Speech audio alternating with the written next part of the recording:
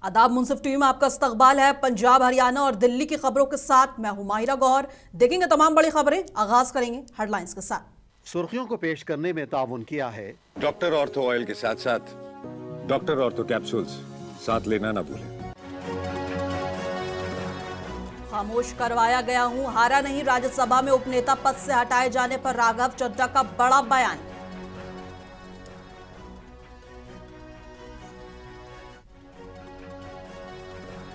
और राघव चड्ढा पर आप नेता आतिशी के बयान से सियासत तेज। बोली विपक्ष के कई नेता बीजेपी के डर से उनकी गोद में जाके बैठ जाते हैं।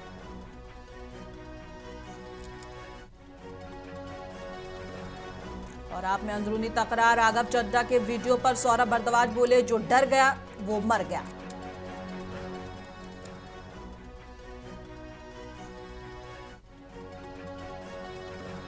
गुड फ्राइडे के मौके पर दिल्ली के चर्चों में उमड़ी श्रद्धालुओं की भीड़ और सेक्रेड हार्ट कैथेड्रल चर्च में प्रार्थना के लिए पहुंचे लोग।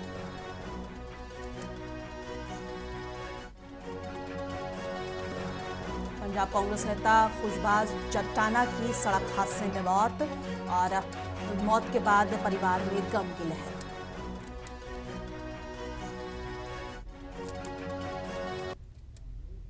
और आगाज करेंगे राजधानी दिल्ली की बड़ी खबरों के साथ। बता दें कि आम आदमी पार्टी द्वारा राज्यसभा में उपनेता पद से हटाए जाने और संसद में बोलने से रोके जाने के बाद सांसद राघव चड्ढा ने शुक्रवार की सुबह एक वीडियो संदेश जारी कर पलटवार किया है। सोशल मीडिया प्लेटफॉर्म एक्स पर साझा किए गए इस वीडियो में राघव चड्ढा ने कहा कि उन्हें खामोश जरूर किया गया है, लेकिन वे हारे नहीं हैं। चड्ढा ने वीडियो संदेश पर आम आदमी पार्टी की प्रतिक्रिया भी सामने आई है। पार्टी ने चड्ढा पर आरोप लगाया है कि वे देश के लिए जरूरी अहम मुद्दे नहीं उठा रहे थे।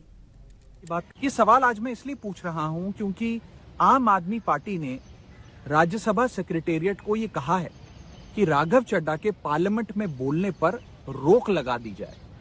जी हां, आम आदमी पार्टी ने पार्लियामेंट को ये सूचित किया है कि राघव चड्ढा को पार्लियामेंट में बोलने का मौका ना दिया जाए। अब भला कोई मेरे बोलने पर रोक क्यों लगाना चाहेगा? मैं तो जब बात करता हूं देश के आम आदमी की बात करता हूं। एयरपोर्ट पर मिल रहे महंगे खाने की बात रखी, जोमैटो ब्लिंकिट के डिलीवरी राइडर्स की प्रॉब्लम रखी, खाने में मिलावट का मुद्दा उठाया, टोल प्लाजा लूट से लेकर बैंक चार्जेस लूट की बात करी, यहां तक कि मिडिल क्लास पे टैक्स के बोझ से लेकर कंटेंट क्रिएटर्स पर स्ट्राइक क्यों करी जाती है, टेलीकॉम कंपनियां कैसे 12 महीने में 13 बार हमसे रिचार्ज कराती हैं, डेटा रोल ओवर नहीं देती हैं, रिचार्ज खत्म होने के बाद इनकमिंग रोक देती है। तमाम इश्यूज मैंने सदन में उठाए और ये मुद्दे उठाने के बाद देश के आम आदमी का तो फायदा हुआ, लेकिन इससे आम आदमी पार्टी का क्या नुकसान हुआ?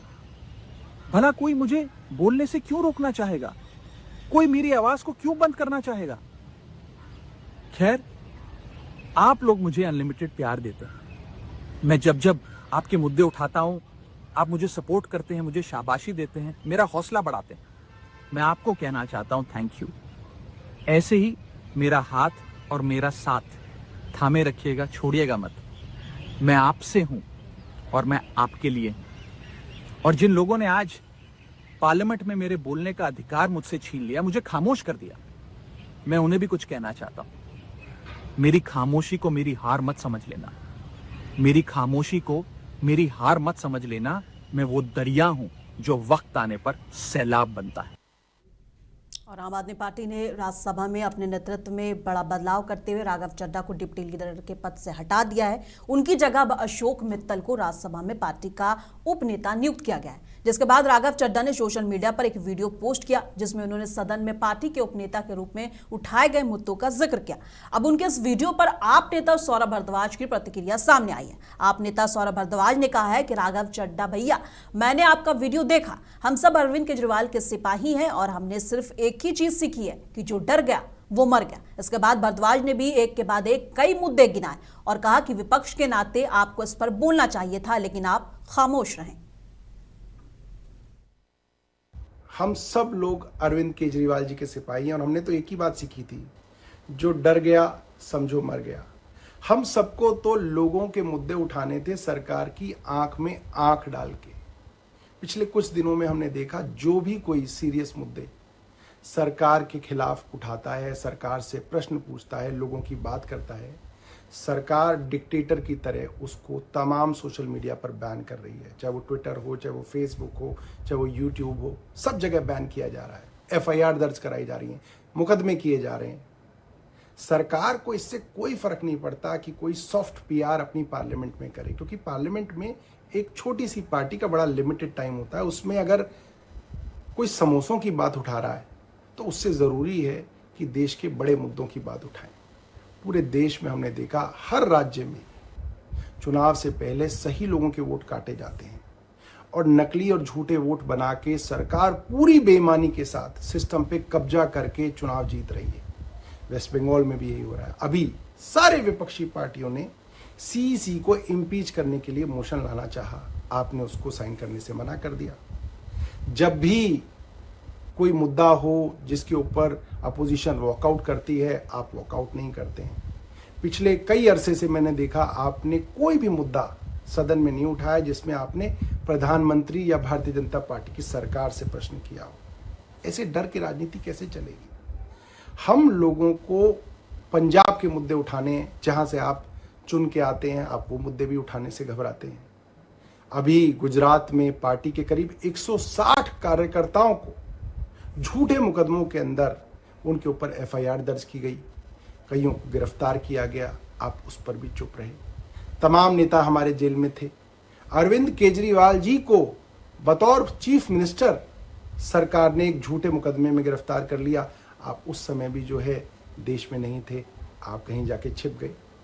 मेरा मानना ये है कि देश के लिए असली मुद्दे हमें निडरता से और साहस से उठाने पड़ेंगे और भारतीय जनता पार्टी की आंख में आंख डाल के आपको मुद्दे उठाने पड़ेंगे। वरना देखिए, आपके जो सॉफ्ट मुद्दे हैं उनसे उनको कोई फर्क नहीं पड़ता। बल्कि भारतीय जनता पार्टी तो कल से आपको सोशल मीडिया पे सपोर्ट कर रही है। आप इसके बारे में सोचिएगा और देखिएगा कि आप कहां से चले थे और कहां आ गए और देश को किन चीज़ों की ज़रूरत है और आप कैसे बेहतर कर सकते हैं। धन्यवाद। और राघव चड्ढा को डिप्टी लीडर के पद से हटाए जाने के बाद राघव चड्ढा ने सोशल मीडिया पर आपसे आम आदमी पार्टी से सवाल पूछा है, जिसमें उन्होंने सदन में पार्टी के उपनेता के रूप से उठाए गए मुद्दों का जिक्र करते हुए भी ये भी कहा है कि खामोश कराया गया है पर हारा नहीं।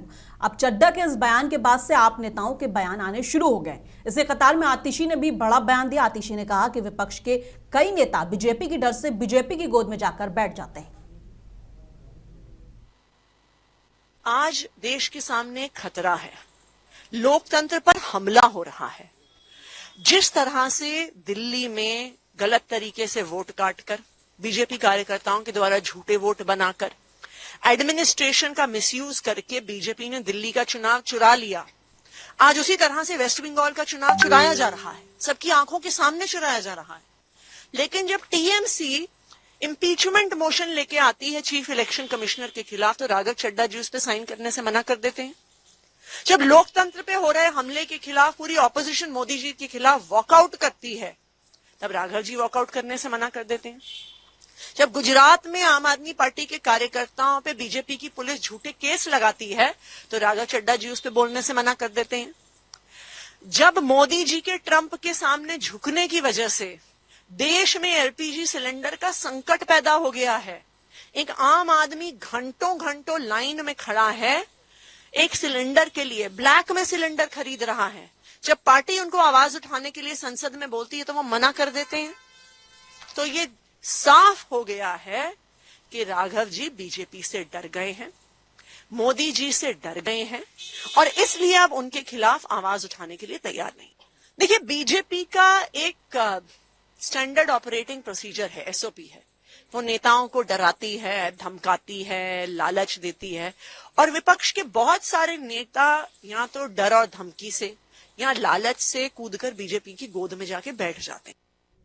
और आम आदमी पार्टी के द्वारा राघव चड्ढा को डिप्टी लीडर के पद से हटाए जाने पर अब बीजेपी की भी प्रतिक्रिया सामने आई है। दिल्ली बीजेपी अध्यक्ष वीरेंद्र सचदेवा ने कहा है कि राघव चड्ढा ने वीडियो जारी कर जो आज कहा है वो उन्हें बहुत पहले ही कह देना चाहिए था। जो आज बोला है, मुझे लगता है ये बहुत पहले उनको कह देना चाहिए था। चुप्पी उन्होंने देरी से तोड़ी है।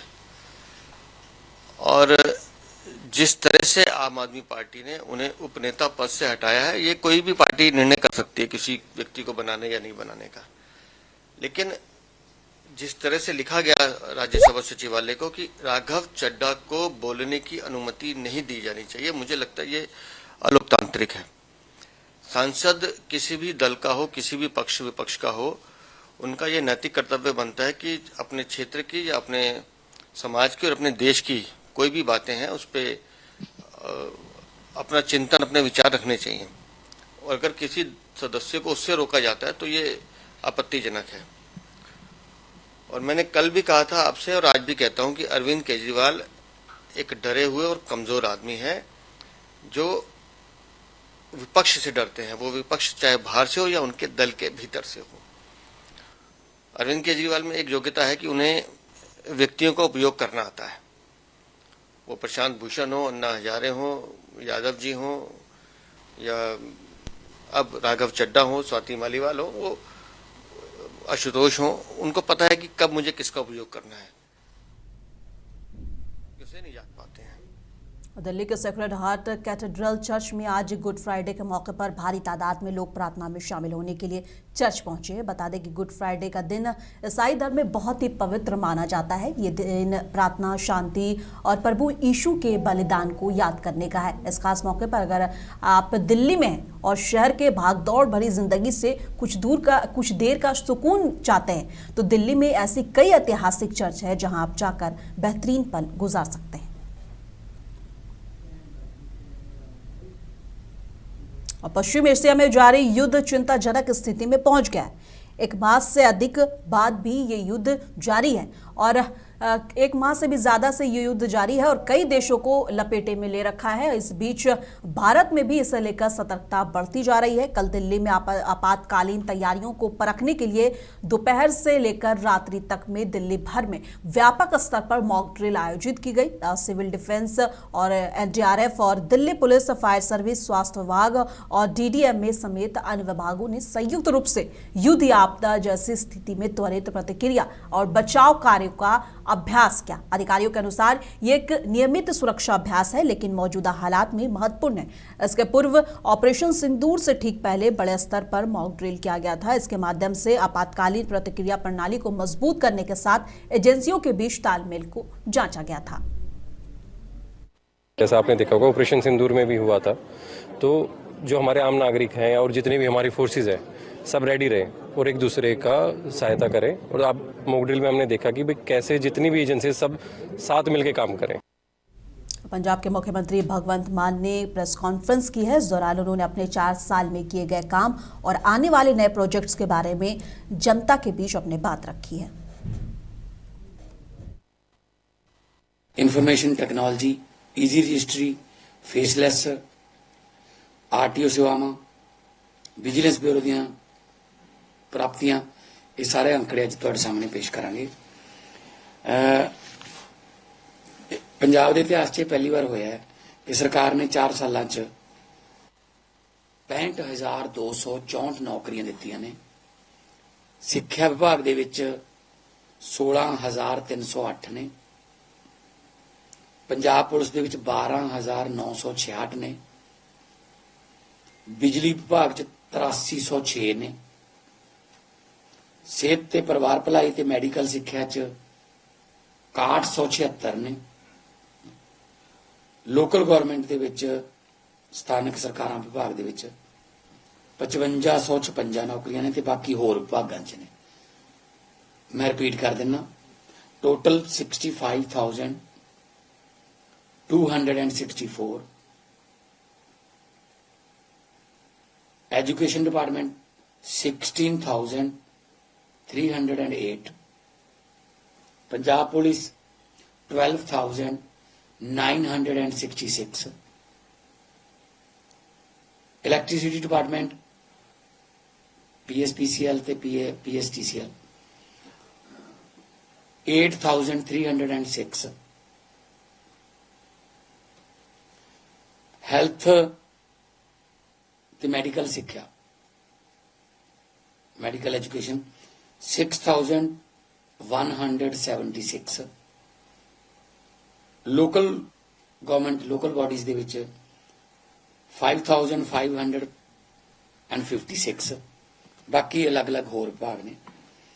ਇਹਨਾਂ ਨੌਕਰੀਆਂ ਦੇ ਵਿੱਚ ਹਰ ਪਿੰਡ ਤੋਂ ਤੇ ਹਰ ਕਸਬੇ ਤੋਂ ਲਗਭਗ ਨੌਜਵਾਨਾਂ ਨੂੰ ਮੁੰਡੇ ਕੁੜੀਆਂ ਨੂੰ ਨੌਕਰੀਆਂ ਮਿਲੀਆਂ ਨੇ। ਬਿਲਕੁਲ ਪਾਰਦਰਸ਼ੀ ਤਰੀਕੇ ਨਾਲ ਨੌਕਰੀਆਂ ਮਿਲੀਆਂ ਨੇ।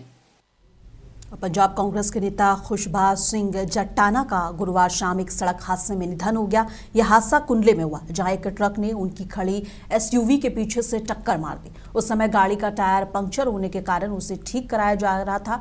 उस घटना में उनके ड्राइवर परमिंदर सिंह की भी मौत हो गई है, जबकि एक सुरक्षाकर्मी घायल है। पंजाब कांग्रेस ने जट्टाना के निधन पर गहरा दुख जताया है और उन्हें एक उभरता हुआ नेता बताया। आज हमें कंट्रोल के द्वारा एक सूचना मिली थी कि 5:10 के आसपास एक जो डिफेंडर गाड़ी है जिसमें खुशबाज सिंह जाटान बैठे थे और उनका ड्राइवर था और गनमैन था, उसका किसी अननोन ट्रक के द्वारा एक्सीडेंट हो गया। सर क्या पता चला? वो बता रहे हैं कि कोई टायर बदल रहे थे तो उस दौरान सब हादसा हो गया। जो जाट गाड़ी थी उसके टायर में पंचर हो रखा था, उस टायर को चेंज कर रहे थे। पीछे से एक तेज स्पीड से गाड़ी आई, ट्रक आया, जिन्होंने उनको टक्कर मार दी और जिसमें जाटान साहब की और जो उनका ड्राइवर परमिंदर है उनकी मौत हो गई और जो उनका गनमैन है वो इंजर्ड है। दिल्ली एनसीआर में शुक्रवार सुबह मौसम ने अचानक करवट ली। तेज धूल भरी आंधी चली और आसमान में धुंध और बादल छा गए। गुरुवार की गर्मी के बाद ये बदलाव देखने को मिला, जब तापमान 36 डिग्री से ऊपर पहुंच गया था। हालांकि हवा में धूल थी, फिर भी लोगों को ज्यादा परेशानी नहीं हुई। कुछ लोगों ने कहा कि हल्की धूल के बावजूद मौसम सुहाना लग रहा है। वहीं साइकिल चलाने वाले और मॉर्निंग वॉक करने वालों के लिए ये मौसम काफी अच्छा रहा। मौसम विभाग के मुताबिक आने वाले समय में बारिश होने की भी संभावना है। से तो थोड़ी बहुत धूल उड़ी रही है, कंस्ट्रक्शन वगैरह दिल्ली में चलता ही रहता है, तो उस वजह से मतलब साइकिल चलाने वाले जो भी बाइक वगैरह राइड करने वाले हैं उनके काफी आंखों में डस्ट वगैरह तो जाती है, लेकिन इतना तो अवॉइड कर सकते हैं यार, इतना बढ़िया मौसम है। पिछले 2 दिन पहले ही मैं लंदन से आया था यहाँ पे, तो बड़ी गर्मी महसूस हुई मेरे को, क्योंकि वहाँ मौसम थोड़ा ठंडा ही रहता है। बहुत बढ़िया, साइकिलिंग के लिए बहुत अच्छा है। ऐसा मौसम रोज रहे तो हम लोग तो रोज के क्या 50-100 किलोमीटर ऐसे ही निकाल लेंगे। साइकिलिस्ट तो रेन हो चाहे कुछ भी हो, तो मतलब साइकिलिस्ट तो कुछ भी मतलब राइड करनी है तो करनी है, बस वही है। हाँ जी, वेदर बिल्कुल अच्छा हो रहा है, मतलब राइडिंग वेदर है, मतलब विंड है बट ठीक है, राइडिंग है, रनिंग के लिए बहुत बढ़िया है, वॉकिंग के लिए बहुत बढ़िया वेदर है। और आम आदमी पार्टी द्वारा राघव चड्ढा को राज्यसभा के उप नेता पद से हटाए जाने पर सियासत तेज हो गई है। पंजाब कांग्रेस अध्यक्ष अमरिंदर सिंह राजावानी ने इस फैसले पर तंज कसते हुए कहा कि ये तो सिर्फ ट्रेलर है, अभी आगे आगे देखिए होता है क्या। और उनके इस बयान के बाद राजनीतिक हलकों में चर्चा और तेज हो गई कि अब सबकी नजर इस बात पर है कि आम आदमी पार्टी इस पर किस तरह की प्रतिक्रिया देती है। सारी सुख सुविधाएं राघव चड्ढा जी को केजरीवाल साहब ने और आम आदमी पार्टी ने दी। एक नौजवान साथी जो पहली बार राज्यसभा मेंबर बना और एक बार का एमएलए है, उनको पूरा उन्होंने सारा राज्य पंजाब उनके हाथों में दिया और फिर जेडप्लस सिक्योरिटी से लेकर सीएम का कॉन्वे की गाड़ियां, लैंड क्रूजर से लेकर और घर दे दिए गए, जो कि राज्यसभा के लिए होते ही नहीं है, बड़े बड़े घर जो कैबिनेट मिनिस्टर्स के पास होते थे, तो दिया भी उन्होंने ही। अभी तो ये ट्रेलर है, आगे देखिए होता क्या है। क्योंकि जब से लंदन गए थे राघव चड्ढा जी, तब से मेरे को लगता कि माहौल ठीक नहीं है, मामला गड़बड़ है। चंडीगढ़ में बीजेपी दफ्तर के बाहर हुए धमाके को लेकर सियासत गरमाई हुई है। पंजाब के पूर्व मुख्यमंत्री चरणजीत सिंह चन्नी ने बीजेपी और गृह मंत्री अमित शाह पर कई सवाल उठाए। चन्नी ने कहा कि चंडीगढ़ में बीजेपी का शासन है, माफ कीजिएगा, फिर भी शांति नहीं है। ऐसे में उन्होंने ये भी पूछा है कि अगर एजेंसियां सक्षम है तो ऐसे हमले क्यों नहीं रुक रहे हैं।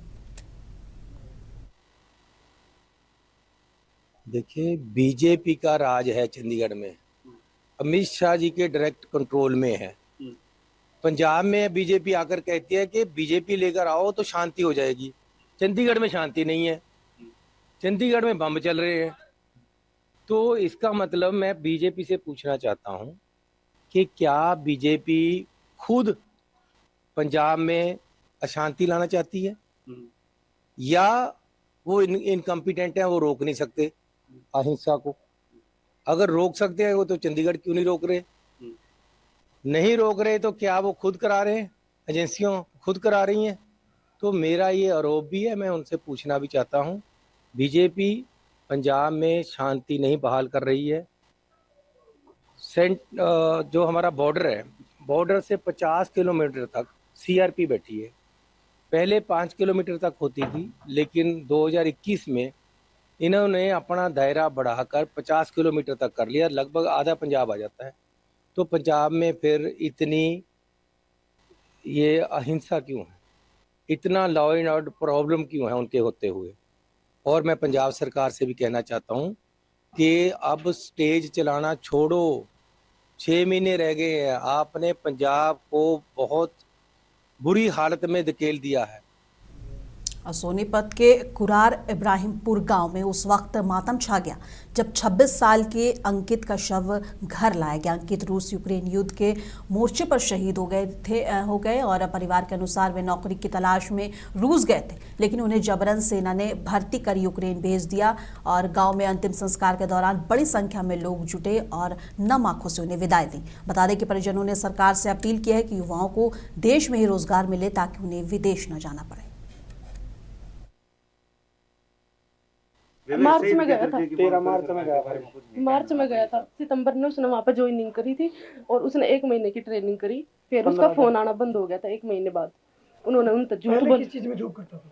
पहले वहाँ पर ये रेस्टोरेंट वगैरह में इनमें जॉब करे। जबरदस्ती उसको आने में? हाँ, जबरदस्ती किसी ने उसको लालच दिया पैसे वैसे, इसलिए। आखिरी बार कब बात हुई थी? आखिरी उसकी 11 अक्टूबर में बात हुई थी और फिर उसने स्टार्टिंग में मेरे को बताया कि 4 महीने तक ट्रेनिंग होगी, लेकिन 1 महीने की ट्रेनिंग थी बस। उसके बाद कोई बातचीत नहीं? उसके बाद 11 अक्टूबर के बाद कोई बातचीत नहीं हुई। यही चाहूंगी कि यहीं पे जॉब मिल जाए तो ज्यादा बेटर रहेगा, वहाँ पे भागना ना पड़े हम जैसे गरीब वाले। जॉब के लिए गया था। क्या बस यही है भाई, देश जा रहे हैं जो कि आजकल जा रहे हैं बच्चे, उसी सिलसिले में गया था। वहाँ जाके जॉब शुरू की? वहाँ होटल में लगा था, बाद में फिर आर्मी वालों ने उसको ले लिया कि भाई जबरदस्ती लिया था या? बस जबरदस्ती ये होगी जब उसको कह दिया या तो आप हमारे साथ आओ या फिर यहाँ से। और असम विधानसभा चुनाव को लेकर सियासत तेज है। बीजेपी राष्ट्रीय अध्यक्ष नितिन नवीन ने उत्तर कामरूप में जनसभा को संबोधित किया। उन्होंने कहा कि लोगों के मुंह से साफ दिख रहा है कि उन्होंने पहले ही अपना निर्णय ले लिया। नितिन नवीन के अनुसार 9 अप्रैल को जनता कमल चिन्ह को वोट देकर फिर से बीजेपी को सत्ता में लाएगी। पूरे असम में जिस प्रकार से लगातार चुनाव में जो लोगों की उपस्थिति हो रही है और चुनाव के पूर्व जब मैं आया था उस समय जिस प्रकार से यहाँ वातावरण देखने को मिला, मैं मानता हूं कि असम की जनता ने पहले ही तय कर दिया है इस बार 9 अप्रैल को कमल का फूल खिलाएंगे और फिर से नरेंद्र मोदी और हेमंत बिस्वा शर्मा की नेतृत्व वाली सरकार बनाएंगे। मित्रों, जीत की हैट्रिक तो जरूर लगने वाली है, जीत की हैट्रिक लगने वाली है ना। तीसरी बार लगातार हम लोग चुनाव जीतने वाले हैं ना, तो जीत की जो हैट्रिक लगेगी वो केवल हैट्रिक नहीं है। पिछले 6 चुनाव से लगातार असम की जनता भारतीय जनता पार्टी को प्रचंड जीत दे रही है, चाहे वो लोकसभा चुनाव हो चाहे विधानसभा चुनाव हो, और जीत का इस बार छक्का लगने वाला है। जयपुर में कांग्रेस नेता अशोक गहलोत ने कहा है कि केंद्र सरकार को सभी दलों की बैठक बुलानी चाहिए ताकि महिला आरक्षण बिल पर चर्चा हो सके। गहलोत ने कहा कि सभी पार्टियां महिला आरक्षण के पक्ष में और इस मुद्दे को सबसे पहले सोनिया गांधी ने उठाया था। उन्होंने बीजेपी पर निशाना साधते हुए कहा कि पार्टी हर मामले में विवाद पैदा करना चाहती है। अभी ऑल बड़ी पार्टी मीटिंग करके तय करना चाहिए, क्योंकि महिला आरक्षण के तो पक्ष में सभी लोग हैं। सोनिया गांधी जी ने सबसे पहले इसको इश्यू बनाया था, तो महिला आरक्षण इस पक्ष में है। तो अगर आप इस रूप में करते हैं जिससे कि सभी लोगों की राय आ जाए, और ज्यादा बेहतर नहीं हो सकता, पर ये हर बात में विवाद पैदा करना चाहते हैं। और असम के ग्वालपारा में केंद्रीय गृह मंत्री अमित शाह ने एक जनसभा को संबोधित किया और उन्होंने कांग्रेस पर निशाना साधते हुए कहा कि उन्होंने असम को घुसपैठियों का हब बना दिया। अगर कांग्रेस सत्ता में आती है तो घुसपैठियों का खतरा आदिवासी इलाके तक बढ़ जाएगा। अमित शाह ने जनता से अपील की कि वे तीसरी बार बीजेपी की सरकार बनाएं। उन्होंने कहा है कि अगली बार जब वे आएंगे बीजेपी सरकार हर घुसपैठी की पहचान कर उन्हें वापस भेज देगी। कांग्रेस पार्टी ने असम को घुसपैठियों का अड्डा बनाया, वो दिन दूर नहीं। अगर फिर से उनकी सरकार आएगी तो हमारे ट्राइब के बीच में भी घुसपैठिए घुसेंगे। आप चाहते हैं घुसपैठिए घुसे? जरा जोर से बोलो, चाहते हैं? क्या कांग्रेस पार्टी रोक सकती है? और पंजाब, हरियाणा और राजधानी दिल्ली की खबरों में बस इतना ही। कल फिर मिलेंगे इसी वक्त। तब तक के लिए देश दुनिया की तमाम खबरों के लिए बने रहे मुंसिफ टीवी के साथ।